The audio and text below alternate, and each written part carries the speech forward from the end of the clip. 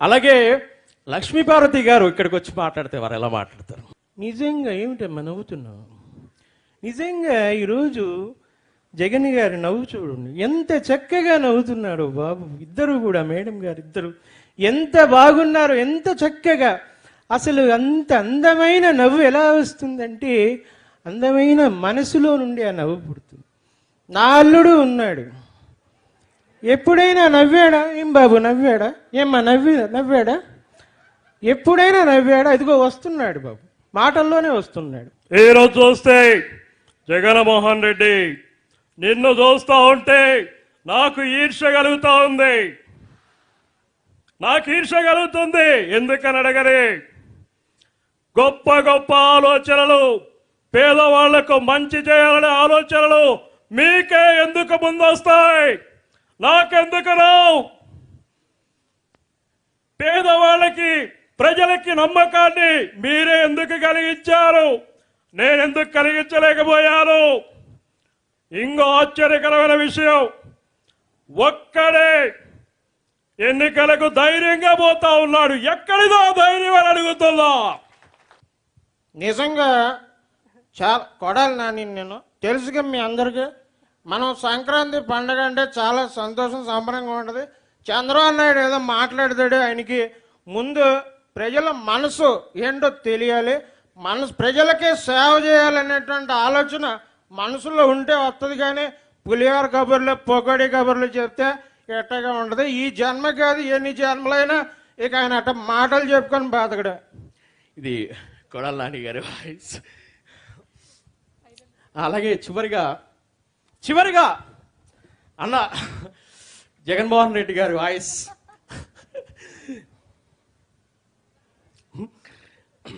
ఈవేళ రాబోయే ఎన్నికల్లో యుద్ధం జరగబోతా ఉంది. దేనికి జరగబోతా ఉంది? నిజంగా మీరందరూ కూడా గట్టిగా ఒక్కసారి చప్పట్లు కొడితే నేను ఒక్కసారి గట్టిగా డైలాగ్ చెప్పాలి.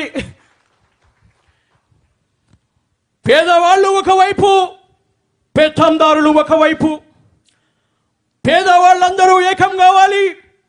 పెత్తందారీ వ్యవస్థను సమూలంగా నిర్మూలించాలి. ఈ యుద్ధంలో నా ధైర్యం మీరు, ఈ యుద్ధంలో నా నమ్మకం మీరు, ఈ యుద్ధంలో నా ఆత్మవిశ్వాసం మీరు. మీ ఇంటిలో మంచి జరుగుంటే మీ బిడ్డలందరూ కూడా సైనికుడిగా ముందుకి రావాలి అని చెప్తా ఉన్నా. Thank you so much. నమస్తే అక్కయ్య, నమస్తే తమ్ముడు, నమస్తే బాబు, నమస్తే పాప, నమస్తే. ఈవేళ మీ అందరికీ సంక్రాంతి శుభాకాంక్షలు తెలియజేస్తా ఉన్నా. ఈవేళ మీ మధ్య భౌతికంగా నేను లేకపోవచ్చు, కానీ నా ఆశలు, నా ఆశయాలు, నా రక్తంలో రక్తమైన, నా ప్రాణంలో ప్రాణమైన నా బిడ్డ జగన్మోహన్ రెడ్డి నవరత్నాలు లాంటి ఎన్నో మంచి పథకాలతో మీ అందరి మనసులు గెలిచాడు. ఆ దేవుని చల్లని దీవెనలతో పాటు మీ అందరి ఆశీస్సులు, అలాగే నా ఆశీస్సులు కూడా నా బిడ్డకు ఉంటాయి అని తెలియజేస్తూ సెలవు తీసుకుంటున్నాను. నమస్తే. తర్వాత మరొక ముఖ్యమంత్రి గారు, కీర్తిశేషులు నందమూరి తారక రామారావు గారు, ఆయన మాట్లాడితే ఎలా మాట్లాడతారు? తెలుగు ప్రజలందరికీ సంక్రాంతి శుభాకాంక్షలు. ఈ రోజున జగన్మోహన్ రెడ్డి గారు ఎన్నో గొప్ప పథకాలు తీసుకొచ్చారు.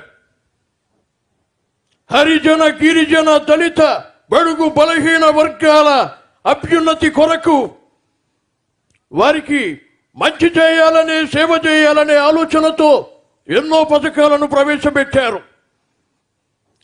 ఒక రైతు భరోసాతో రైతన్నకు అండగా నిలబడ్డారు. అలాగే విద్యా దీవెనతో విద్యార్థుల బంగారు భవిష్యత్తుకి బాటలు వేసినటువంటి వ్యక్తి. అలాగే ఇంకా ఎన్నో ఎన్నో అవసరాలు లాంటి ఎన్నో పథకాలు ప్రవేశపెట్టి జనాల గుండెల్లో చిరస్థాయిగా నిలిచిపోయిన జగన్మోహన్ రెడ్డి గారు నా ఆశీస్సులు మీకు ఎప్పుడు ఉంటాయి. సుఖీ భవ సుఖీ భవ. ఇది ఎన్టీఆర్ గారు. అలాగే రోసయ్య గారు, ఒకసారి రోసయ్య గారు వారు ఎలా మాట్లాడతారు? ఈ రోజున అందరికీ కూడా సంక్రాంతి శుభాకాంక్షలు. సంక్రాంతి పండగ అంటే ఏంటమ్మా? రైతులు చాలా సంతోషంతో పంట చేతికొచ్చి వారు చాలా ఆనందంతో సంబరాలు జరుపుకునేటువంటి పండగ. ఆ రైతులు ఇవాళ చాలా సంతోషంగా ఉన్నారు. ఎందుకంటే రైతును రాజుగా చూడాలనేటువంటి కోరిక ఉన్న జగన్మోహన్ రెడ్డి గారి పాలనలో ఎంతో సుభిక్షంగా ఉన్నారా. రాజశేఖర రెడ్డి గారు మిత్రులు వారు కూడా రైతుల గురించి చాలా చేశారు. జగన్ గారు ఇంకా చాలా చక్కగా చేస్తూ ఉన్నారు. వారికి నా ఆశీర్వచనాలు. కూర్చోలేగుస్తావు నువ్వు, పతాక లేస్తావేంటి? ఇదిగో చంద్రబాబు కూర్చోమని చెప్తుంటే నువ్వు లేవుస్తావేంటి పతాక? నేను మాట్లాడుతూ ఉన్నా, జగన్ రెడ్డితోనే నువ్వు కూర్చో. రోసయ్య గారు. అలాగే అక్కినేని నాగేశ్వరరావు గారు వారు ఎలా మాట్లాడతారు? అందరికీ నమస్కారం. ఇక్కడ ఉన్నటువంటి వారందరికీ సంక్రాంతి శుభాకాంక్షలు తెలియజేస్తున్నారు. జగన్మోహన్ రెడ్డి గారు, మీ పాలన మేము ఇక్కడ చూడకపోయినా పైనుంచి మీ నాన్నగారు అందరం కలిసి మేమందరం మీ పాలన గురించి మాట్లాడుకుంటూ ఉంటాం. ఈ మంచి రోజున మీకు శుభాకాంక్షలు తెలియజేయాలని ఇలా వచ్చాం. నాతో పాటు శోభన బాబు కూడా వచ్చారు. రండి శోభన బాబు గారు, ఇంకెందుకు ఆలస్యం?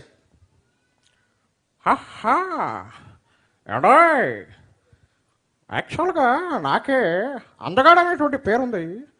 నా అందాన్ని చూసి చాలామంది నా వెంట పడుతుంటారు. కానీ ఆ చిరునవ్వు చూస్తుంటే జగన్ గారిని చూడండి ఎంత చక్కగా నవ్వుతున్నారు. కిలకలా కలకలా. ఇద్దరు కూడా ఆది దంపతులు చాలా చక్కగా ఉన్నారు. నాకైతే చాలా సంతోషంగా ఉంది ఈ రోజున.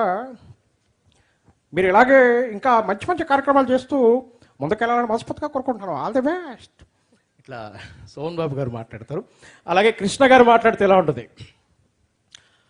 అందరికీ నమస్కారం. రాజశేఖర రెడ్డి గారు నాకు చాలా మంచి మిత్రులు.